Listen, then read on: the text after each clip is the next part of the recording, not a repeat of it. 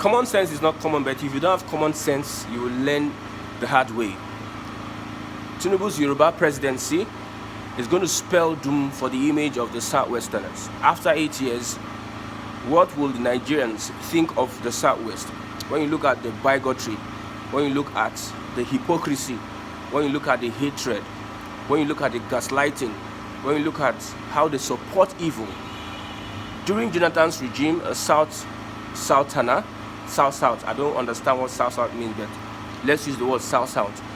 During Jonathan's regime, you see how the Southwest rallied around and spoke against the evil in that government. But hence, they got power through Buhari. The APC caucus got power through Buhari. They kept silent. An example is the person of Wole Soyinka and some other pastors that you know about. They kept silent. They never said anything. Now, it is Jonathan's regime. They started protesting. Buhari's regime, they never protested. They never came out to do anything because that is the Southwesterners. From Buhari, we got into Tinubu. All those things that Jonathan did that was bad, Jonathan did that was bad, they never found any reason to, protest or say, like, the government is not doing well. Instead, they preach ethnic hate, they gaslight, they do so many things. I'm not saying that the whole Southwesterners, but when we look at this context, we know that the persons involved are Southwesterners. There are Southwesterners that have integrity. In every tribe, there's always a good or bad.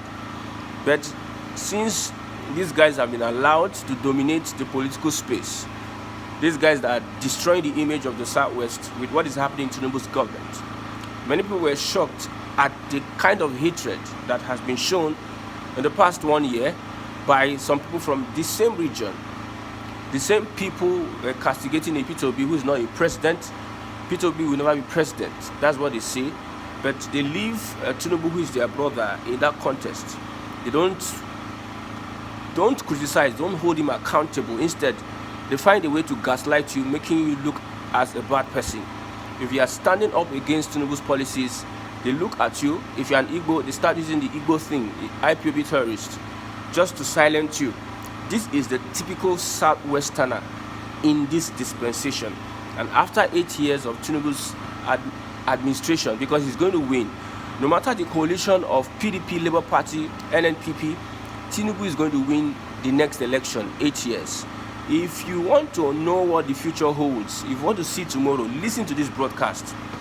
Before the elections, I supported P2B because he was able to convince me through his campaigns.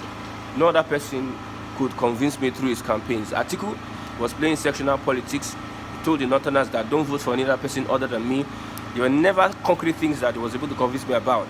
Other people didn't have the weight they could pull to get to the presidency. But now, Tinubu went there and said, Emiloko, it is my turn and everything.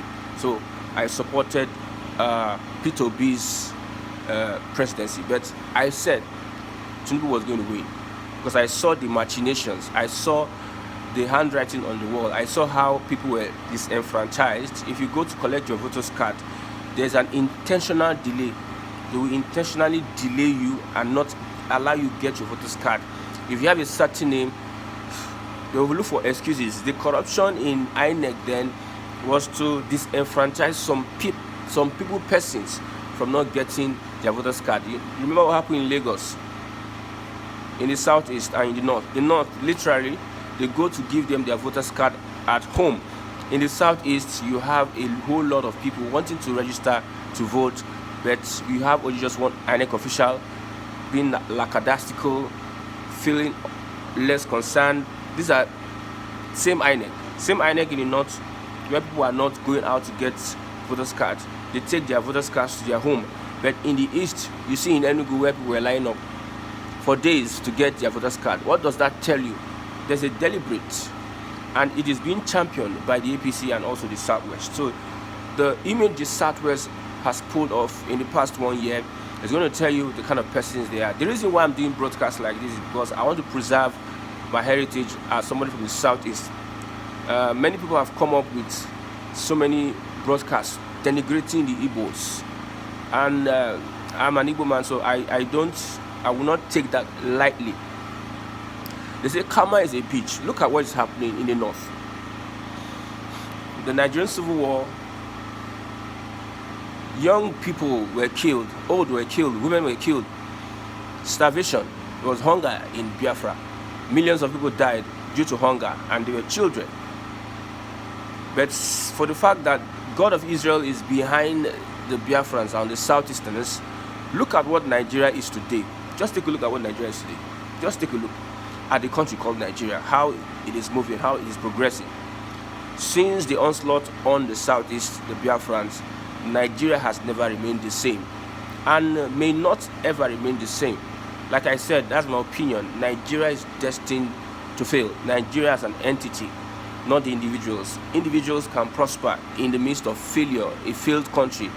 Individuals can make money and succeed in the midst of a failed country, but Nigeria is a failed country that is destined to fail because of the propaganda, the hatred on the Igbo man. If you allow Igbo man or somebody from the Southeast, if you allow them into that national discussion whereby they have the right to hold on to power, because there is a concerted effort, there's a planned effort to relegate that Southeasterner to the end, to the back, not to be irrelevant. That is the media propaganda that is being carried out by some persons. You can see a typical Yoruba man would not be straightforward. The problem Nigeria has is that while it is holding down the Igbo man, they are also down. While you are squeezing life out of the Igbo man, you are also restless. And you think Nigeria is going to get better. The Tinubu's regime will lead Nigeria out to regionalism, which will eventually be the end of a fraudulent union. Nigeria is a fraudulent union. Tinubu's regime has exposed the Southwesterners, and the Southwesterners are the ones in the middle. They are neither here nor there. So if they have been exposed, Nigeria cannot be together, because how important are these Southwesterners?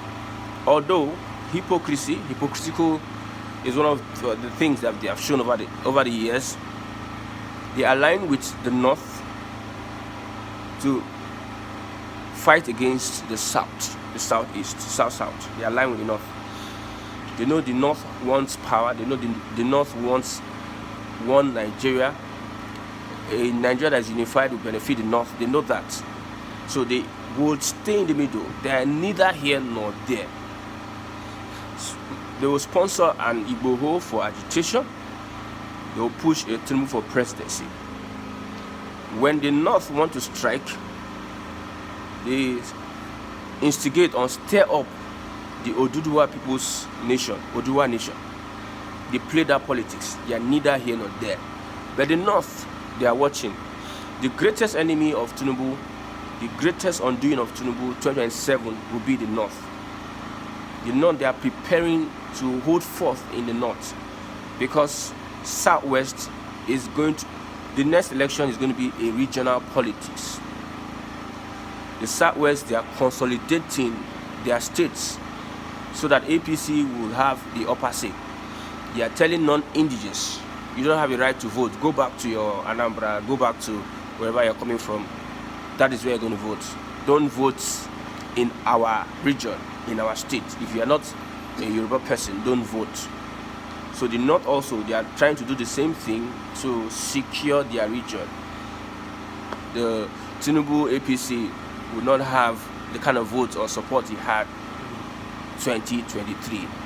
Well, it is evident that eventually, at the end of Tinubu's 8 years, Nigeria is going to have a different outlook. Everybody will be willing to leave the union because of the hypocrisy of the Yoruba people. The problem Nigeria has, it's not, there are two people, the Fulani and not the Hausa and the Yoruba, the Southwesterns. Not all Yorubas are bad. It is a normal thing. Not all Fulanis are bad. But when you say the Fulani are the problem of Nigeria. We understand what we are saying. There are good ones amongst them, but the bad ones have overtaken. In an exam, if you get 60 over 100, would you say you didn't pass? You passed, but what of the 40% that you failed? So we understand what we are saying. The Southwesterners have become, their cloak has been exposed. The eyes that Nigerians are using to look the Southwest now is a different eyes. They don't see them as people that can be trusted. They don't see them as people that are genuine. We have very, very good ones amongst them. The Igbos have theirs, pride and arrogance, we know that. But the Southwest, they have played this politics. You can see the Igbos fought against an Ekuremadu. They spoke against an Ekuremadu for human trafficking. They spoke against him, they fought him, they never supported him. But the Yorubas are lining up behind a Tinubu that have been accused of a crime in the United States. You can see those, the Onanugas that wrote a publication against Tinubu far back in the past years, are the ones now supporting him because he's president. What happened to them that they wrote a publication that he was convicted of so crime in the United States, that he was a drug baron or whatever you can call it? But now they have rallied around him. They don't see anything bad in what he's doing. Nigeria has been backward. Nigerians have suffered much than ever before in this regime, just within the one of Tinubu. But these Southwesterners don't see anything wrong with that. When you castigate the government, they come in with gaslighting. They are very good at propaganda and gaslighting. They gaslight you from different corners. They share themselves into group. Some, they will imitate you. They will carry your names on social media. From there, they attack you as an Igbo. A Yoruba person using an Igbo name, attacking you as an Igbo on social media. Yoruba person who is a Yoruba, try to be in the middle, try to attack the government and support the government. We have them on social media. And the third person is that person that will be directly attacking you. The Igbos have received a lot of insult, a lot of abuse from the Nigerian state. That is why everybody is calling for balkanization of this entity, this fraudulent entity called Nigeria. Nobody wants to be in one Nigeria. The people that wants to be in one Nigeria are those that are benefit from it, and they are less than 1% of the population of Nigerians that want out of the country. The problem we have is the Fulani and the Yorubas. I'm not denigrating Yorubas, I'm not saying so. I explained myself that when you talk about Yorubas, the majority of people that have influenced the narrative of gaslighting, bigotry, hatred, and hypocrisy in the past 1 year under Tinubu's regime. Karma, I say, is a bitch. Whatever that has been done to Igbos will never make Nigeria succeed or prosper. Nigeria has never prospered at any point in time. Whatever the Yorubas are doing, whatever the Southwestern are doing, whatever the Nigeria is doing to the Igbo man, will not make it be well with Nigeria as a country, as an entity. Tinubu once said that I don't believe in one Nigeria. So I believe him. He doesn't believe. Most of us don't believe in one Nigeria. It's just that we are trying to be hypocritical. When you talk about integrity, you don't find integrity anymore. Whether it's the southeast, the south-south, the southwest, the north, there's no integrity amongst these leaders. So they don't care about name. All they want to know is what they can get, their personal aggrandizement. The Civil War saw the death of Igbos, but yet, when you look at statistics, Igbos had to start from scratch. But we have caught up with them that had been rejoicing that the genocide on Igbos was successful. Look at the economy of the Southwest. When you look at the inflation rate in the Southwest, when you look at the food scarcity rates in the Southwest, you will not believe that these people were the ones that conquered the Southeast. In quotes, relegated the Southeast to nothing, that they had to start with 20 pounds. You never believe so. But when you look at the statistics, the Southeast is almost having an edge when it comes to economy, when it comes to inflation, when it comes to employment. when it comes to infrastructure as per GDP. Lagos State is one of the states with the highest debt in Nigeria. With all this that have happened to Igbos, yet the Nigerian state has not found its feet. The Nigerian state is still wallowing in abysmal destruction. We are not praying for a Nigeria that will not work. It is that people have vowed not to make it work with their actions. Restricting a certain tribe, gaslighting them, showing them hatred will not take you anywhere. You are not going to arrive at anywhere. Nigeria is going nowhere, despite the fact that over the years we have had people that have held positions of powers. We have had professors, we have had generals, we have had think tanks, technocrats in government, yet Nigeria is going down the drain. You can see within a space of whether how many months we have borrowed 24 trillion naira, borrowed 24 trillion naira, a country that is surplus in mineral resources. Look at what's happening with the banditry in Zamfara. A Zamfara that is being spoiled by bandits wants to build an airport. You know Zamfara has gold, and the fact that they have gold, that is why banditry will not stop in that place. It's not about prayer. It is not about prayer. Forget the pastors that tell you to pray when the thing that is supposed to be done is not being done. Don't let people gaslight you. Don't let the Southwesterners gaslight you. Not all of them, but these guys that are from the Southwest that are just meant on gaslighting people. Don't let them gaslight you. Nigeria will not work. A Zamfara is building an airport. Airport for what? Umahi built an airport with money, but the airport now is redundant. Does that make sense to you? You take billions of naira that you could use to invest in your people in that state and built an airport that is not functioning. Is it a poor man that can use an airport? That is Umahi. The place is abandoned and redundant. That's an achievement. You wasted money on infrastructure. We'll talk about these topics some other time. How governors use road construction, use infrastructure to embezzle funds. That is the new format they use now. Infrastructure, they use that to embezzle funds. Zamfara is building an airport. Is it not to carry out their terrorism activities to another level? The gold in Zamfara will be taken through the airport out of Nigeria to Saudi Arabia. These are the people that you say Nigeria will be better in my lifetime. People that are aiding terrorists and aiding evil against their state, and you think Nigeria is going to let Tinubu finish his 8 years. After 8 years, we'll now count the scores. After 8 years, we'll know what will be of the Southwesterner. Since you are supporting a government that has impoverished Nigerians, you are gaslighting people that are speaking out of their rights, for their rights. You are denigrating a race because they are outspoken. They don't support evil. You supported a Tinubu, but the Igbos never supported an Ikurimadu.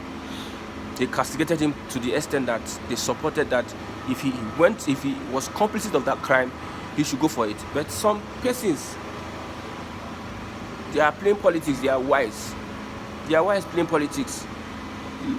And despite the fact we have only Lagos that has that development. Look at every other state.